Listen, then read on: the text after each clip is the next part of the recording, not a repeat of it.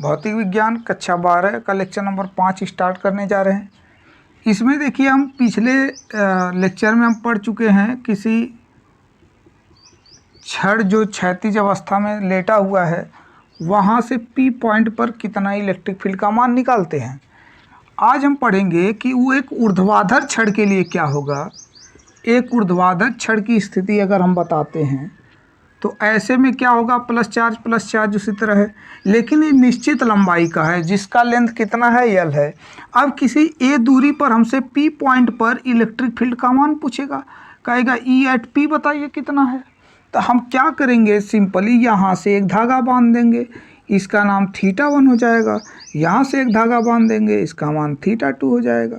अब क्या करेंगे, डी फाई पर एक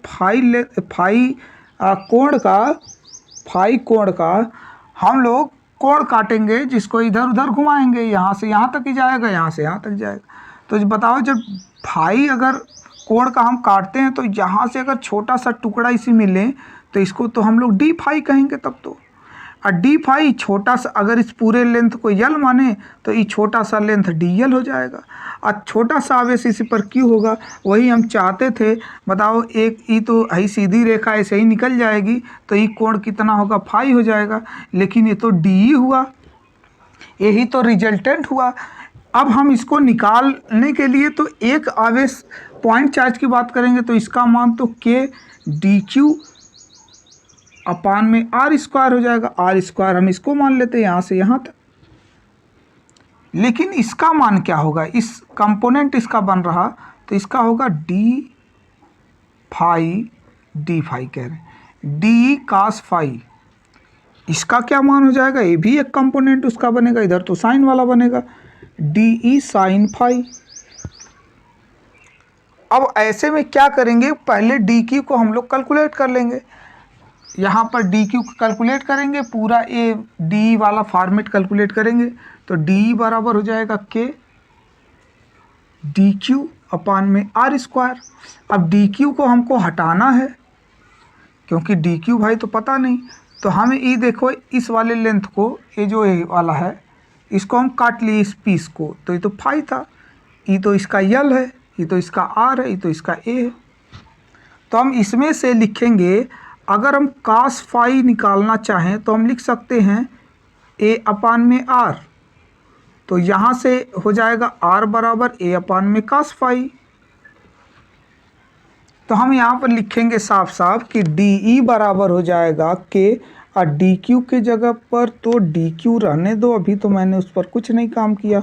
ए बटे में कास फाई का तो स्क्वायर हो जाएगा, नीचे स्क्वायर आर के जगह पर, तो हो जाएगा डी ई बराबर के डी क्यू अपान में a square, Akash square phi को हम लोग ऊपर कर देंगे। यहाँ तक हुआ काम।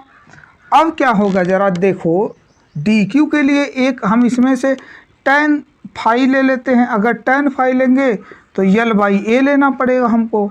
अब ऐसे में यल बराबर हो जाएगा ए tan फाई, यल बराबर ए tan फाई, तो हम कहेंगे फाई के सापेक्ष अवकलन करने पर, अगर फाई के सापेक्ष हम लोग अवकलन करते हैं, जरा यहाँ पर देखिए, इसको हम यहाँ पर कर लेते हैं, तो यल का हो जाएगा डी यल बटे में डी फाई, और ए tan थीटा का हो जाएगा ए सेक स्क्वायर फाई। तो बताओ डी यल बराबर हो जाएगा a sec square phi d phi. तो डी यल तो अभी हुआ ही नहीं, डी क्यू के जगह पर हम क्या करेंगे, डी क्यू की जगह पर हम जानते हैं एक टर्म लेमडा डी यल होता है डी क्यू की जगह पर। ये हम लोग जो क्षैतिज छड़ था उसमें हम लोग देखे थे, ये लीनियर चार्ज डेंसिटी होती है, चार्ज पर यूनिट लेंथ।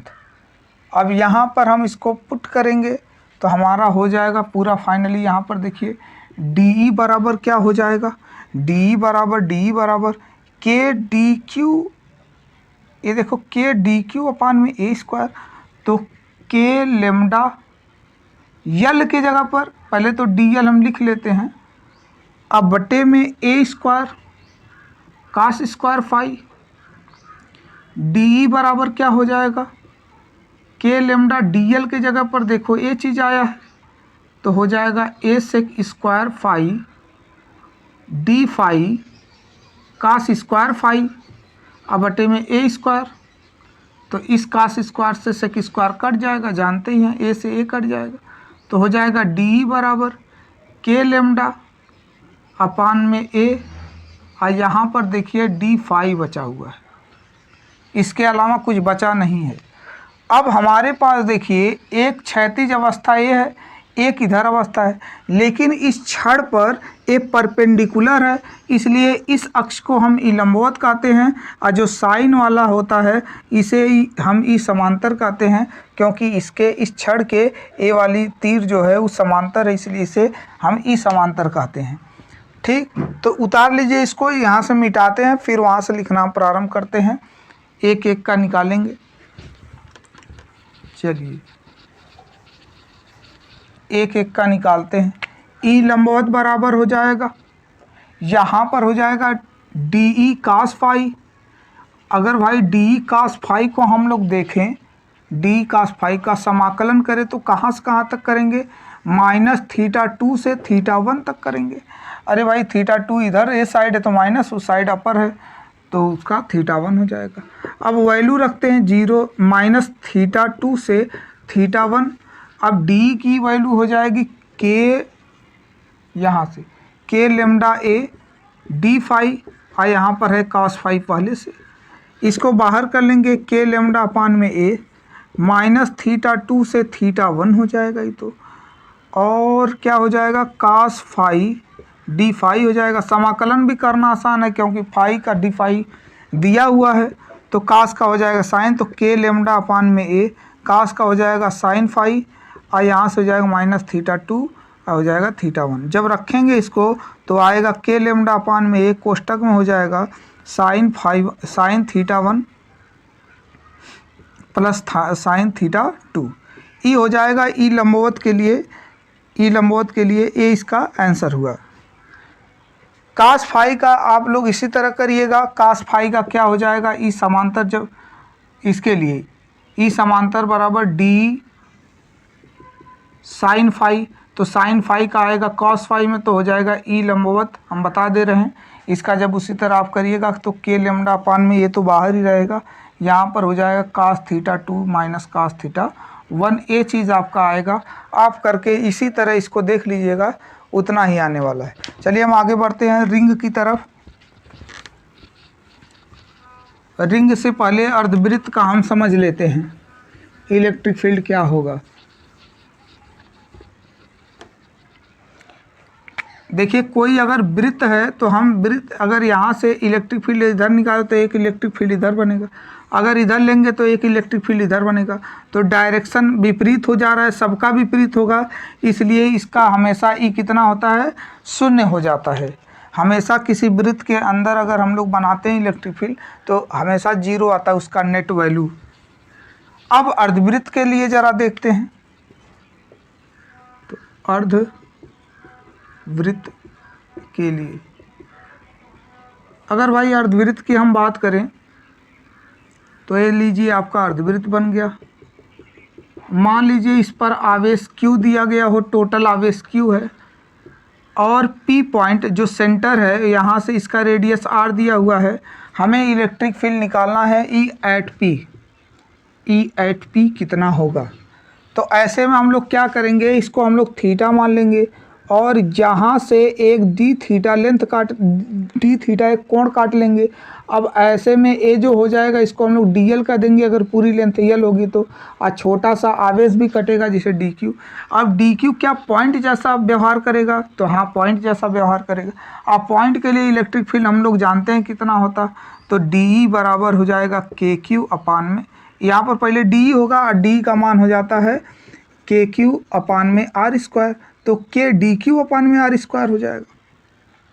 अब ऐसे में दो कंपोनेंट इसके बनेंगे, एक इधर, ये तो थीटा हो जाएगा, तो इधर हो जाएगा डी कास थीटा और इधर हो जाएगा डी साइन थीटा। देखिए इसमें डी कास थीटा कट जाएगा, क्यों, क्योंकि इधर जब बनाएंगे तो साइन थीटा आएगा, फिर इधर कास थीटा, लेकिन जब इसका प्रतिद्वंदी जो यहाँ पर है इसका अगर खींचेंगे तो इधर आएगा, तो इधर बनेगा डी साइन थीटा, इधर बनेगा डी कास थीटा, तो एक कास थीटा इस कास थीटा से क्या हो जाएगा, विपरीत है, अतः वो कैंसिल हो जाएगा, तो कास थीटा इसमें मर जाएगा। ठीक, कास थीटा क्या हो जाएगा, कैंसिल हो जाएगा, क्या हो जाएगा, वो कैंसिल हो जाएगा। अब डी साइन थीटा को हम लोग इंटीग्रेट करेंगे, तो डी बराबर हो जाएगा, डी साइन थीटा को ई नेट बराबर हो जाएगा समाकलन डी साइन थीटा। कहाँ से कहाँ तक करेंगे, 0 से पाई तक करेंगे भैया, यहाँ से यहाँ तक थीटा को घुमाएंगे। तो ऐसी दशा में ई का मान रखेंगे, तो समाकलन 0 से पाई, ई का मान कितना है, के डी क्यू अपान में आर स्क्वायर, आर एक कैपिटल वाला होगा, रेडियस है ये चीज़, हो जाएगा साइन थीटा। अब हमको डी क्यू को हटाना है, तो हम जानते हैं पहले से समाकलन डी क्यू को हटाने के लिए लेमडा टर्म का इस्तेमाल करना पड़ेगा। तो ज़रा देखते हैं यहाँ पर इस हिस्से को काट कर, कोण बराबर होता है चाप बटे त्रिज्या, तो कोण कितना है, डी थीटा है, चाप कितना है, डी एल है, और त्रिज्या कितना, आर, तो डी एल बराबर हो जाएगा आर डी थीटा, और डी क्यू बराबर हो जाएगा, डी क्यू बराबर होता है लेमडा डी एल। तो देखिए यहाँ पर हम पहले लिखेंगे के लेमडा डी एल बटे में आर स्क्वायर साइन थीटा, फिर समाकलन 0 से पाई, के हो जाएगा लेमडा हो जाएगा, डी एल की जगह पर देखिए यहाँ पर एक चीज़, एक इसका इस्तेमाल करेंगे, एक इसका, तो डी एल की जगह पे आर डी थीटा हो जाएगा, और बटे में आर स्क्वायर साइन थीटा हो जाएगा। तो आर से आर को काट दीजिएगा, के लेमडा बटे में आर बाहर चला आएगा, तो यहाँ पर इसको मिटा देते हैं, समाकलन 0 से पाई, के लेमडा अपान में आर बाहर चला आएगा, साइन थीटा और डी थीटा अंदर रहेगा, तो के लेमडा अपान में आर, इसको लिखेंगे कास थीटा, वो भी माइनस में, और कहाँ से कहाँ तक हो जाएगा, 0 से पाई। तो जब इसका निकालेंगे अपर लिमिट लोअर लिमिट, तो माइनस एक आएगा, माइनस एक इसका भी आएगा, तो ऐसी दशा में माइनस अंदर जाएगा तो दोनों प्लस हो जाएंगे, तो के लेमडा अपान में आर दोनों जुटकर 2 हो गया, तो कितना हो जाएगा फाइनली 2 के लेमडा अपान में आर हो जाएगा फाइनल इसका। तो ये चीज़ हमने देखा कि ऐसे। अब जान लीजिए कि किसी भी वृत्त के लिए अगर आपको निकालना है, किसी भी वृत्त के लिए, तो फार्मूला सिंपली याद रख लीजिएगा 2 के लेमडा अपान में आर साइन अल्फा बाई 2, जितना ये अंतिम कोण है, यानी जहाँ से आखिरी कोण यानी बड़ा कोण, ये बड़ा कोण है, जैसे यहाँ से 0 से 180, तो 180 अल्फ़ा का मान हो जाएगा। अगर 90 पे लाना है तो 0 से 90, 60 पर लाना है तो 60 रख दीजिए, यानी जितना भी रखना है आप अल्फ़ा की जगह पर रखिए, आपका किसी भी वृत्त के लिए निकलता आएगा, जितना इसका इलेक्ट्रिक फील्ड का आप मान निकालना चाहते हैं वो निकल आएगा।